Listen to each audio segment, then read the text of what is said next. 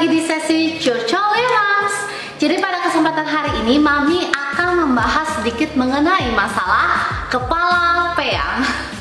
Oke, mungkin para moms udah tahu ya mengenai masalah kepala peyang ini dan udah menjadi hal yang cukup umum. Dan sama halnya dengan Mami sendiri, Mami sempat mengalami masalah kepala peyang ini di kedua anak Mami. Jadi kalau kita flashback sedikit, anak pertama Mami mengalami masalah kepala peyang dengan kategori cukup ringan lah ya moms ya.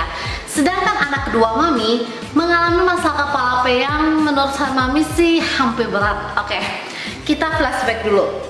Anak pertama Mami, pada saat itu Mami masih new mom, Mami masih nggak ngerti apa-apa. Pas anak Mami baru aja Mami bawa pulang ke rumah, anak Mami sukanya ngadep tidur ke arah kanan. Ya udah dong, namanya kita juga new mom, ya udah kalau anak mau tidur hadap kanan yang penting dia bobo tenang, ya udah nggak ada masalah. Tapi lama kelamaan karena Mami terus membiasakan anak Mami untuk tidur hadap kanan, bahkan kita juga ikut-ikutan papa Maminya lihat ke kanan, liatin dia bobo di arah kanan. Lama kelamaan pernah sampai suatu hari itu kita lagi di kiri tuh, terus bingung kok dia tetap ngadepnya ke arah kanan ya, nggak ngadep ke arah kiri, padahal kan kita mami papinya dari sebelah kiri ya kan. Dan sempat kita kayak agak sedikit paksa anaknya untuk ngadep ke arah kiri. Dan pada saat itu anak Mami itu berontak, nangis, gak mau ngadep sebelah kiri, sampai dia berontak dia balik lagi ke arah kanan. Pernah gak sih kalian ngalamin itu? Dan sempet tuh Mami itu ngeliat, itu kan rambut udah mulai pada tumbuh ya moms ya, tapi yang menjadi keanehannya itu di sebelah kanan itu kayak bolong-bolong gitu moms. Jadi rambutnya tuh nggak rata, padahal sebelah kiri sama bagian belakangnya tuh udah lebat, tapi sebelah kanan agak sedikit pitak. Nah dari sana saudara-saudara Mami udah mulai aware, itu nggak boleh kayak gitu, nanti jadi kepala peyang. Kalau dibiarkan makin lama itu akan menghambat pertumbuhan otot leher anak apalagi. Nah kalau untuk anak kedua Mami itu waktu itu si Louis Axel baru newborn, dia tuh sukanya tidurnya telentang. Bagus dong tidur telentang ya kan, nggak ngadep kanan kiri dong. Kita pikir ya nggak ada masalah harusnya, tapi ternyata tidur terlentang dalam posisi yang sama, itu terlentang terus, itu juga bisa mengakibatkan kepala peyang, yang akhirnya itu kepala yang bagian belakang pitak moms rambutnya. Dia terlalu sering itu tidur telentang kayak gitu, dan bagian belakang kepala ini kayak rata gitu loh, bentuknya aneh, nggak simetris moms. Sama kayak anak pertama Mami itu kanan tuh dia lebih rata, bagian kirinya dia bulat, kanannya dia rata. Dan sampai menginjak usia 3-4 bulan tuh Louis Axel anak kedua Mami udah mulai nih, udah deh ke kanan kiri ini. Tapi yang jadi masalah utama dia sukanya ke arah kiri, yang akhirnya terus-terusan ke kiri. Kalau dihadapin ke kanan dia marah. Dan sampai pada saat dia udah mulai suka duduk, karena di usia 2-3 bulan dia udah mulai suka duduk, dia kalau foto bisa begini nih moms, bisa gini gitu loh, jadi kayak miring begini loh moms. Dan diperhatiin di video dia tuh suka banget begini. Sampai sempet teman-teman pada nge-DM, itu kok kalau saya perhatiin anaknya kepalanya lebih ke kiri ya, itu kayak kepala peyang deh. Kalau Mami nggak di-aware seperti itu, Mami pun nggak tahu, karena Mami ngerasa itu normal-normal aja. Tapi ternyata Louis mengalami masalah kepala peyang yang cukup parah, sampai akhirnya masalah kepala peyang ini berakhir di usia dia 10 bulan moms. Kalau nggak dari awal sampai 9 bulan dia masih suka begini nih. Kalau lagi duduk dia begini, kalau kita tegakin dia marah, kayak nggak enak gitu loh. Jadi terus-terusan kayak gini. Stres gak sih moms? Jadi pada saat itu tuh Mami kayak bener-bener udah gimana ya, apalagi Louis sampai kayak gitu. Harus cari tahu gimana solusinya, cara ngatasinnya, cara cegahnya dari dini biar anak Mami tuh nggak mengalami masalah yang lebih berkelanjutan. Dan di sini Mami akan share all about tentang kepala peyang yang akhirnya Mami bisa survive dari kedua anak Mami. Kedua anak Mami sekarang kepalanya normal-normal aja, simetris, dan udah nggak begini-gini. Nah sebelum kita bahas, kita kenalin dulu yuk, apa sih sebenarnya tuh kepala peyang yang bikin para moms juga peyang dah kalau ngeliat kayak gini. Apa sih itu kepala peyang? Jadi kepala peyang ini adalah flat head syndrome, yang dimana kondisi kepala baby itu bentuknya nggak simetris. Jadi dari satu sisi sama satu sisi itu berbeda. Jadi kalau tadi seperti yang Mami ceritakan, itu yang kepala anak Mami yang sebelah kanan tuh bulat, belakang tuh juga bulat, ya nggak rata, nggak masuk ke dalam. Tapi sebelah kiri bisa masuk ke dalam. Atau bagian belakang rata, sininya bulat. Jadi benar-benar nggak simetris. Dan perbedaan ini bisa kita lihat kalau kita lihat dari atas. Kelihatan banget perbedaannya. Pertanyaannya, kenapa kepala baby kita bisa kepala peyang? Jadi moms, kepala peyang atau flathead syndrome ini bisa dialami oleh semua baby. Semua baby ya moms ya. Semua baby pada usia 4 bulan pertama dia. Ini dikarenakan karena tulang tengkorak baby kita masih tumbuh setiap menitnya dan lunak banget moms, sehingga dalam kondisi tertentu tidur kelamaan di satu sisi atau yang membuat kondisi di mana kepala baby kita tertekan, itu bisa membuat kepala baby kita jadi bentuknya nggak simetris atau satu sisi dengan sisi yang lain berbeda. Nah, pertanyaan selanjutnya, bisa nggak sih kepala peyang ini kita atasi atau kita hindari? Bisa jawabannya. Terus gimana dong moms? Mami kan nggak mau sampai anak Mami mengalami masalah flathead syndrome ini. Nanti susah lagi cara ngatasinnya. Tenang moms, jadi flathead syndrome ini atau kepala peyang bisa diatasi, bisa dicegah dari dini. Nah, sebelum itu kita ketahui dulu nih, apa sih sebenarnya penyebab yang dapat membuat kepala baby kita menjadi kepala peyang atau flathead syndrome yang tentunya harus kita hindari. Yang pertama, posisi tidur. Oke, posisi tidur ini kita ngerasa tuh kita meremehkan moms. Yang penting anak kita bisa bobo tenang, gak ganggu kita bobo, ya kan? Gak bikin kita bergadang, kita ya cuek bebek aja. Tapi ternyata posisi tidur, apalagi untuk baby newborn, itu sangat-sangat penting. Jadi moms, posisi tidur baby kita yang terus-menerus dalam posisi yang sama, contohnya terlentang ya terlentang terus, tidurnya kayak Louis, akhirnya membuat kondisi kepala dia tuh dari satu sisi dengan sisi lain tuh berbeda, nggak simetris. Atau kondisi dimana baby kita hadap kanan terus atau hadap kiri terus, ini dapat membuat atau menimbulkan masalah kepala peyang terhadap baby kita. Yang kedua adalah baby prematur.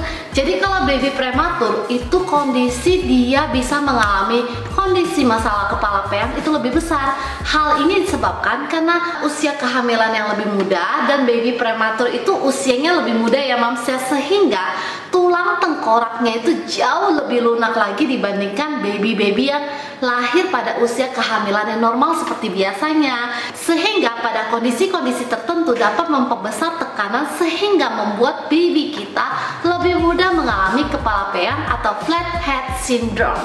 Yang ketiga, masalah di rahim. Jadi tekanan di rahim atau kurangnya cairan ketuban untuk melindungi tubuh baby itu akan memperbesar kondisi di mana anak kita bisa mengalami flathead syndrome atau kepala peyang atau kondisi sungsang pada bayi.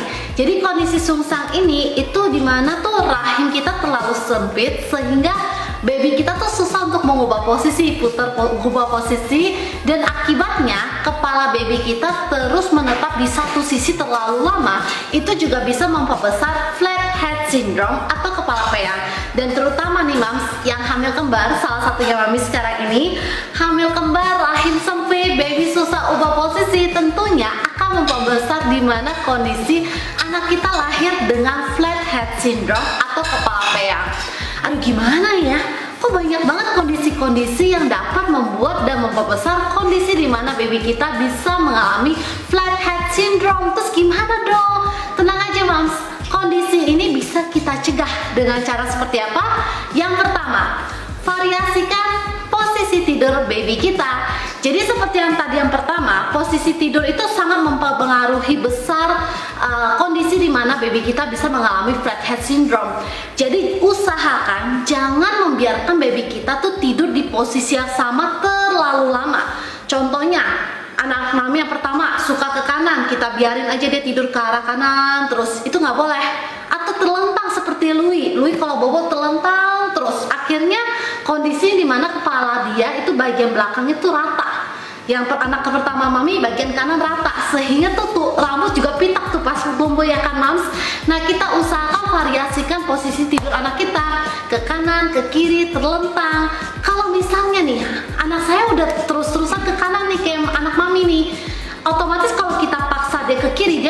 nangis, berontak, dan dia nggak mau gitu loh. Dia pasti tetap mau ke kanan. Nah, pada saat ini kitalah sebagai mom dan daddy dibutuhkan. Jadi kita coba cari perhatian dia, entah itu dengan mainan, kita main sama anak kita ke arah yang dia nggak suka, sehingga lama-kelamaan dia mau coba untuk memaksakan kepala dia ke arah yang dia nggak gitu suka, misalnya arah kiri nih mams. Atau posisi menyusui mams. Posisi menyusui ini tuh paling ampuh menurut mami. Pada saat mami menyusui dua anak mami tuh selalu tuh nyusui sambil tidur. Jadi sambil tiduran, mami nyusui, dia nyusu, udah kelar dia bobo. Nah, pada saat ini mami biasanya kalau anak mami suka ke kanan, mami sering sekali posisi menyusui itu ke arah kiri. Jadi mami nyusui arah kiri, anak mami nyusu sampai dia bobo, bobo tetap di arah kiri. Dan lama-kelamaan, trust me, flathead syndrome dia yang selalu ke arah yang dia suka itu akan berubah dan akan berubah normal, moms. Yang kedua, gunakan bantal anti peyang. Jadi bantal anti peyang ini gunanya tuh banyak banget. Selain bisa mencegah anak kita mengalami flathead syndrome, tentunya juga bisa mengobati kepala peyang yang sudah terlanjur terjadi pada baby kita dari usia 0 sampai 9 bulan. Pertanyaannya, bantal anti peyang tuh banyak banget, terus saya mesti pilih yang mana yang benar-benar efektif.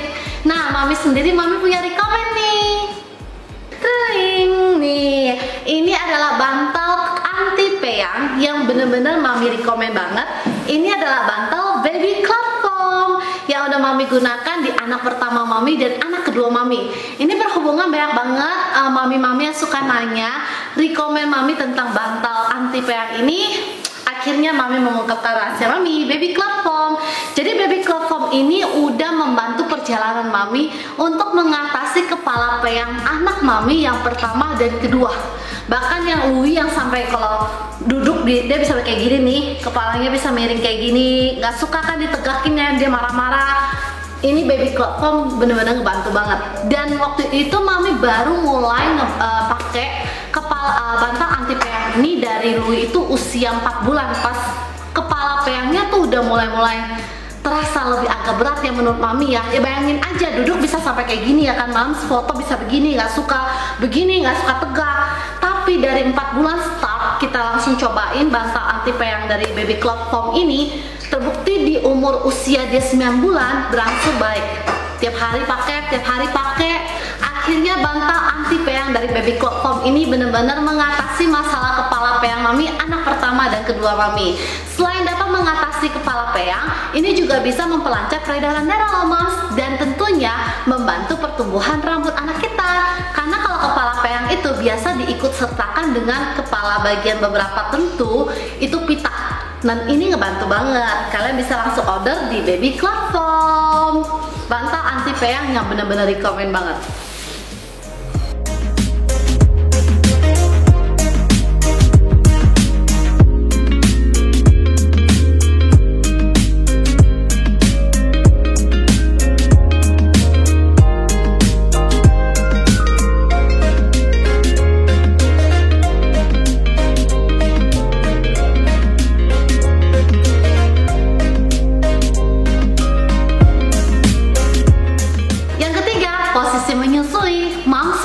Mami bilang, posisi menyusui mungkin diremehkan oleh para mami-mami.